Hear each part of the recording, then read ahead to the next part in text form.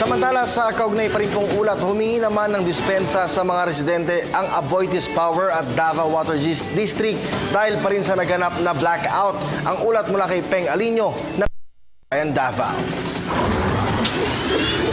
Nanawagan ang Aboitiz Power sa mamayan ng Davao Region na nawala ng kuryente sa loob ng 6 na oras, linggo na madaling araw hanggang umaga.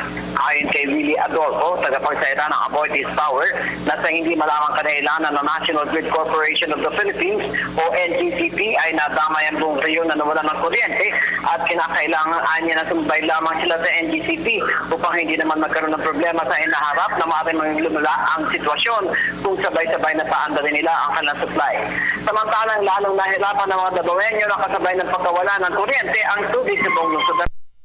Simula umaga hanggang linggo ng gabi.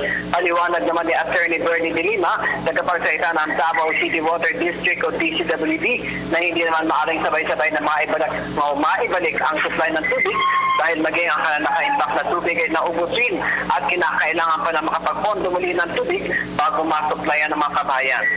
Bagaman nabala maging ang pagsalubong ng Romano Katoliko sa pagkabuhay ni Jesucristo madaling araw ng linggo ay nagkasya na lamang ang lahat sa pagdamasal na maitim o mataimtim bilang pasasalamat sa nagsakripisyo sa ating mga kasalanan.